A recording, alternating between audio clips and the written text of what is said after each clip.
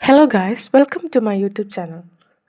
In this channel, I'm going to give lectures on ACCA Business and Technology chapters. The lectures will be in Malayalam. I hope you find this channel helpful. If yes, please support and subscribe. അപ്പോൾ നമ്മൾ ആദ്യം തുടങ്ങുന്നത് fifth chapter വെച്ചാണ് സ്റ്റേക്ക് holders in business organisation എന്ന് പറഞ്ഞാൽ ബാക്കി chapters ഞാൻ ഉടനെ തന്നെ ഇനീഷ്യൽ 5 ചാപ്റ്റേഴ്സ് 4 ചാപ്റ്റേഴ്സ് ഞാൻ ഇനീഷ്യലി ചെയ്യുന്നില്ല, അത് ഞാൻ ഇടുന്നതായിരിക്കും.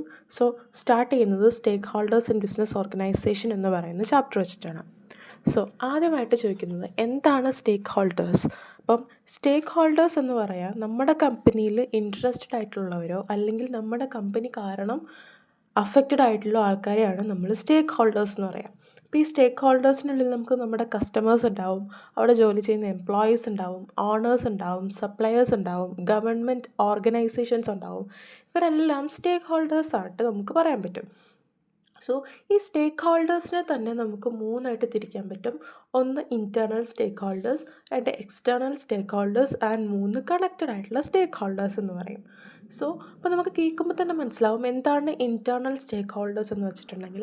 ഇൻറ്റേർണൽ സ്റ്റേക്ക് ഹോൾഡേഴ്സ് എന്ന് പറഞ്ഞാൽ നമ്മുടെ കമ്പനിയായിട്ട് ഡയറക്റ്റായിട്ട് ബന്ധം വരുന്നവർ. ഫോർ എക്സാമ്പിൾ നമ്മുടെ മാനേജ്മെൻറ്റ്, കമ്പനിയുടെ മാനേജ്മെൻറ്റ്, ബോർഡ് മെമ്പേഴ്സ്, അതിലുണ്ടാകുന്ന എംപ്ലോയീസ്, ഇതെല്ലാമാണ് ഇൻറ്റേർണൽ സ്റ്റേക്ക് ഹോൾഡേഴ്സ് എന്ന് പറയാം. ഇനി കണക്റ്റഡ് സ്റ്റേക്ക് ഹോൾഡേഴ്സ് എന്ന് പറഞ്ഞിട്ടുണ്ടെങ്കിൽ അവർക്ക് നമ്മുടെ കമ്പനിയിൽ എന്തെങ്കിലും ഒരു എക്കണോമിക് അല്ലെങ്കിൽ ഒരു കോൺട്രാക്ച്വൽ റിലേഷൻഷിപ്പ് ഉണ്ടാവും നമ്മുടെ ഓർഗനൈസേഷനുമായിട്ട്. അതായത് നമ്മുടെ കസ്റ്റമേഴ്സ്, പിന്നെ നമ്മുടെ ഇൻവെസ്റ്റേഴ്സ്, സപ്ലയേഴ്സ്, ഗവൺമെൻറ് ഓർഗനൈസേഷൻസ് എല്ലാം ഈ ഒരു കണക്റ്റഡ് ഇതിൽ വരുന്നതാണ്. എക്സ്റ്റേണൽ എന്ന് പറയുമ്പോഴത്തേക്കും ഒരു പാർട്ടി അല്ലെങ്കിൽ ഒരു ഗ്രൂപ്പ്, കണക്റ്റഡിൽ നമ്മുടെ ഗവൺമെൻറ് വരില്ല, that will be in external. External എന്ന് പറയുമ്പോൾ നമ്മുടെ കമ്പനിയുടെ പുറത്തു നിന്നുള്ള ആൾക്കാർ, അവരാണ് ഈ പറയുന്ന മീഡിയ, ഗവൺമെൻറ് ഓർഗനൈസേഷൻസ്, പിന്നെ pressure groups, trade unions, parties, ഇതെല്ലാമാണ് എക്സ്റ്റേണൽ സ്റ്റേക്ക് ഹോൾഡേഴ്സ് എന്ന് പറയുന്ന ക്രൈറ്റീരിയയിൽ വരുന്നത്. പിന്നെ നമ്മളിതിനെ കോമൺലി പറയുന്നതാണ് primary stakeholders and secondary stakeholders എന്ന് പറഞ്ഞാൽ. പ്രൈമറി സ്റ്റേക്ക് ഹോൾഡേഴ്സിനുള്ളിലാണ് ഈ ഇൻറ്റേർണൽ സ്റ്റേക്ക് ഹോൾഡേഴ്സും കണക്റ്റഡ് സ്റ്റേക്ക് ഹോൾഡേഴ്സും വരിക. എക്സ്റ്റേർണൽ സ്റ്റേക്ക് ഹോൾഡേഴ്സിനെയാണ് നമ്മൾ സെക്കൻഡറി സ്റ്റേക്ക് ഹോൾഡേഴ്സ് എന്ന് പറയുക.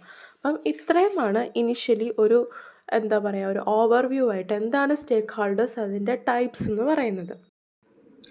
ഇനി നമ്മൾ പറയാൻ പോകുന്നത് ഈ സ്റ്റേക്ക് ഹോൾഡർ കോൺഫ്ലിക്റ്റിനെ പറ്റിയാണ്. അപ്പോൾ നമ്മൾ ഒരുപാട് സ്റ്റേക്ക് ഹോൾഡേഴ്സ് ഉണ്ടെന്ന് പറഞ്ഞു. ഇനി ഈ സ്റ്റേക്ക് ഹോൾഡേഴ്സ് തമ്മിൽ കോൺഫ്ലിക്റ്റ് ഉണ്ടാകാനുള്ള ചാൻസസ് ഉണ്ട്. അപ്പം എംപ്ലോയിയും മാനേജറും തമ്മിൽ ബോണസസ് കിട്ടാത്തതിൻ്റെ പേരിലോ ഇൻസെൻറ്റീവ്സ് കിട്ടാത്തതിൻ്റെ പേരിലോ കോൺഫ്ലിക്റ്റ്സ് ഉണ്ടാകാനുള്ള സാധ്യതയുണ്ട്. കസ്റ്റമേഴ്സും സ്റ്റേക്ക് ഹോൾഡേഴ്സുമായിട്ട് കോൺഫ്ലിക്റ്റ് ഉണ്ടാകാനുള്ള സാധ്യതയുണ്ട്. ജനറൽ പബ്ലിക്കും ഷെയർ ഹോൾഡേഴ്സും തമ്മിൽ കോൺഫ്ലിക്റ്റ് ഉണ്ടാകാനുള്ള സാധ്യതയുണ്ട്. ഇപ്പോൾ ഗവൺമെൻറ് എൻവയോൺമെൻറ്റിൽ എന്തെങ്കിലുമൊക്കെ ഒരു ഇഷ്യൂസ് നടക്കുമോ, അങ്ങനെയൊക്കെ വന്നു കഴിയുമ്പം ജനറൽ പബ്ലിക്കിൽ ഷെയർ ഹോൾഡേഴ്സും തമ്മിലൊരു കോൺഫ്ലിക്റ്റ് ഉണ്ടാകും. പിന്നെ മാനേജറും അവിടുത്തെ ഷെയർ ഹോൾഡേഴ്സും തമ്മിൽ കോൺഫ്ലിക്റ്റ് ഉണ്ടാകും.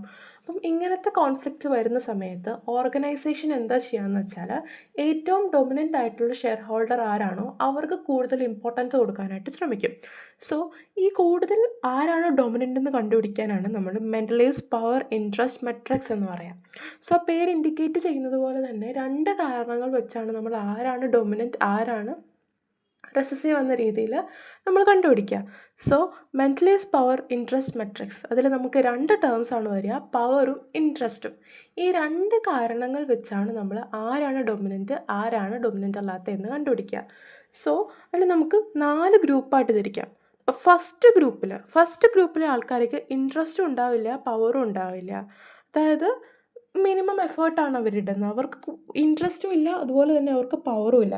അവർ ജസ്റ്റ് ഓരോ കാര്യങ്ങളെ മോണിറ്റർ ചെയ്യുക, അങ്ങനത്തെ ഒരു മിനിമൽ എഫേർട്ടാണ് ഫസ്റ്റ് ഗ്രൂപ്പുകാരെടുക്കുക. ഇനി നമ്മൾ സെക്കൻഡ് ഗ്രൂപ്പിനെ നോക്കുമ്പം അവർക്ക് പവർ ഉണ്ടാവും, പക്ഷേ ഇൻട്രസ്റ്റ് ഉണ്ടാവില്ല. അപ്പം അവരാണ് പൊട്ടൻഷ്യലി ഇൻഫ്ലുവൻസ്ഡ് ആയിട്ടുള്ള സ്റ്റേക്ക് ഹോൾഡേഴ്സാണ്.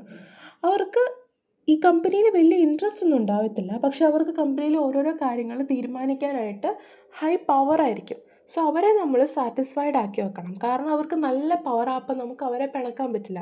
അപ്പോൾ എന്താ ചെയ്യുക, അവരെ നമ്മൾ സാറ്റിസ്ഫൈഡ് ആയിട്ടിരിക്കുക. അവർ ഇൻഫ്ലുവൻസ്ഡ് ആയിട്ടുള്ള സ്റ്റേക്ക് ഹോൾഡേഴ്സാണ്. സോ അവരെ നമ്മൾ സാറ്റിസ്ഫൈഡ് ആക്കി വെക്കണം. അപ്പം അതാണ് കീപ് സാറ്റിസ്ഫൈഡ്.